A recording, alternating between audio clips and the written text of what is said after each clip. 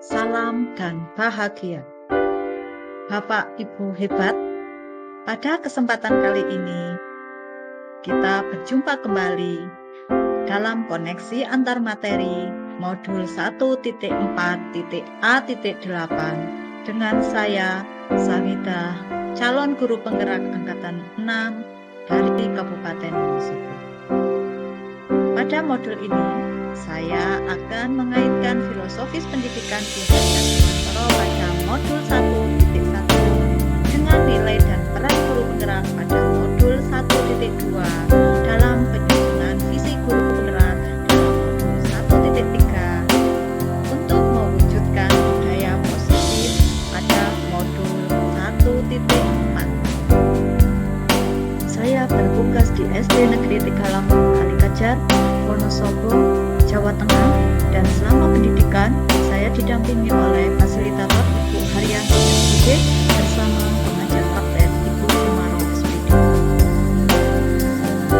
Pada modul 1.1 saya belajar filosofis pendidikan bahwa pendidikan adalah tempat persemaian kebudayaan masyarakat. Tujuan pendidikan bagi Raja Dewata yaitu menuntut segala kodrat yang ada pada anak agar mereka dapat mencapai keselamatan dan kebahagiaan tinggi-tingginya baik sebagai manusia maupun sebagai anggota masyarakat.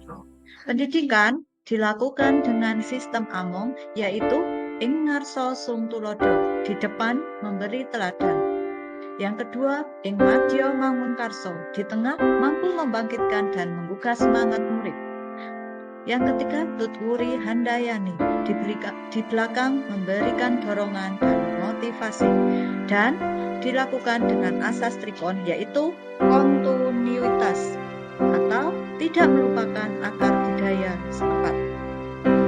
Konvergensi pendidikan yang memanusiakan manusia serta konsentris pendidikan yang menghargai keberagaman dan memerdekakan murid.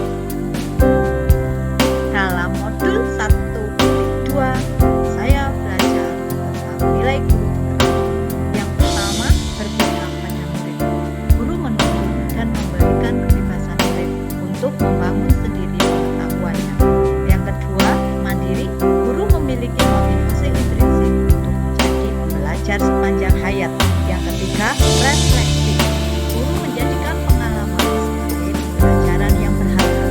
Yang keempat, kolaborasi. Guru mampu bekerja sama dengan siapa saja untuk kemajuan pendidikan. Yang kelima, inovatif. Guru memiliki gagasan serta peran sebagai guru penggerak. Yang pertama, menjadi pemimpin pembelajaran dengan mendorong mereka yang bisa di sekolah. Yang kedua, menjadi koordinasi guru lain dengan menjadi relasi belajar, memberikan pembelajaran sosial emosional untuk keseimbangan individu dalam mengembangkan kompetensinya. Yang ketiga, mendorong kolaborasi untuk mewujudkan school well-being. Yang keempat, mewujudkan kepemimpinan murid dengan menumbuhkan jiwa kepemimpinan murid melalui budaya positif. Yang kelima, menggerakkan komunitas praktisi dengan memberikan wadah bagi teman guru untuk belajar dan berpartisipasi dalam pengembangan diri mereka. Dalam modul 1.3, saya belajar penyusunan visi guru. Visi adalah gambaran tentang masa depan. Sifat visi harus menyemangati, menggerakkan hati, kolaborasi tiap anggota komunitas. Dalam penyusunan visi, kita menggunakan metode inquiry apresiatif sebagai pendekatan manajemen perubahan Bagja. B. Buat pertanyaan. A. Ambil pelajaran. G. Gali. D. Jabarkan rencana. A. Ambil eksekusi. Kita membuat prakarsa perubahan untuk mewujudkan school well-being.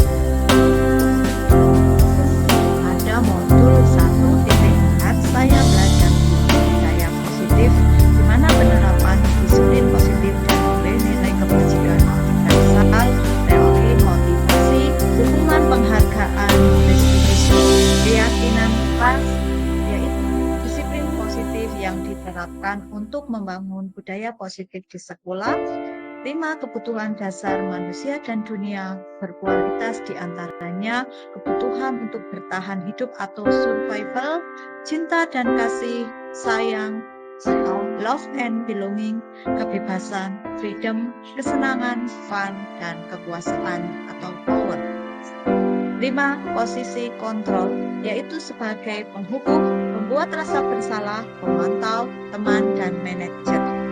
Dan penyelesaian masalah dengan menggunakan segitiga restitusi. Yang pertama, dengan menstabilkan kesalahan, kemudian memvalidasi tindakan, dan yang terakhir, menanyakan keyakinan. Setelah belajar modul 1.1 sampai dengan modul 4, saya memiliki kesimpulan bahwa sebagai pendidik saya memiliki kewajiban untuk menuntun murid sesuai kodratnya, menebalkan karakter baik pada murid dan menyamarkan karakter yang tidak baik. Hukuman dan penghargaan hanya akan mematikan kreativitas murid. Oleh karena itu, murid harus memiliki motivasi intrinsik untuk melakukan sesuatu dalam rangka mencapai kebahagiaan dan keselamatan seluruh dirinya, baik sebagai individu maupun sebagai anggota masyarakat. Keyakinan kelas atau sekolah akan membentuk karakter baik atas kebiasaan yang diyakininya sebagai kebenaran dan kebaikan. Keyakinan kelas membuat anak lebih dihargai dan memanusiakan manusia. Terpenuhinya kebutuhan dasar manusia akan berpengaruh pada terbentuknya disiplin positif. Posisi kontrol manajer akan membuat murid lebih respek dan terjalin kolaborasi dengan baik dalam menyelesaikan masalah. Budaya positif dengan segitiga restitusi akan menyelesaikan masalah murid tanpa menghakimi dan akan membentuk karakter baik murid secara berkesinambungan. Hal-hal yang menarik dan di luar dugaan saya pada modul ini saya belajar tentang segitiga restitusi, yang dimana di situ restitusi bukanlah untuk menebus kesalahan, namun untuk belajar dari kesalahan. Restitusi memperbaiki hubungan. Restitusi adalah tawaran, bukan paksaan. Restitusi itu menguatkan. Restitusi menuntun untuk melihat ke dalam diri Anda. Restitusi mencari kebutuhan dasar yang mendasari tindakan. Restitusi diri adalah cara yang paling penting dalam menyelesaikan masalah. Restitusi fokus pada solusi. Restitusi mengembalikan murid yang berbuat salah pada kelompoknya. Dengan segitiga restitusi ini, anak menjadi lebih baik dan tidak merasa tertekan dengan masalahnya. Mereka gembira seolah tak ada beban dan pembelajaran telah menjadi aman, nyaman, karena saling menghormati, menghargai, dan menyayangi. Ada perubahan cara berpikir dan cara pandang saya setelah belajar, yaitu membuat keyakinan kelas dalam membentuk disiplin positif dengan nilai-nilai kebajikan yang dimiliki. Menggunakan kontrol manajer untuk mendukung murid menemukan solusi dari masalahnya. Menerapkan segitiga restitusi dalam menyelesaikan setiap masalah. Memenuhi 5 kebutuhan dasar manusia untuk mendapat yang terbaik, dan memotivasi intrinsik akan membuat seseorang menghargai diri sendiri dan menjadi orang yang dia inginkan. Pengalaman saya menerapkan segitiga restitusi dalam menyelesaikan masalah ternyata itu efektif dan pengalaman yang paling berharga. Perasaan saya setelah melakukan itu bahagia, senang, bangga, masalah bisa terselesaikan dengan baik, dan karakter anak bisa terbentuk.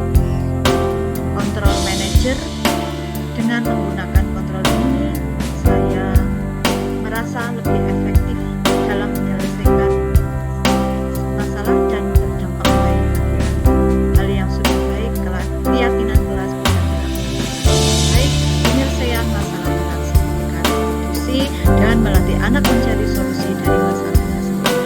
Hal yang perlu diperbaiki adalah menuntut anak menumbuhkan motivasi intrinsik, keyakinan sekolah yang berdampak, dan kebiasaan budaya positif dengan memperhatikan nilai kebajikan. Sebelum belajar 5 posisi kontrol, saya sering melakukan kontrol rasa bersalah dan penghubung. Perasaan saya pada saat itu senang karena murid menurut dan patuh.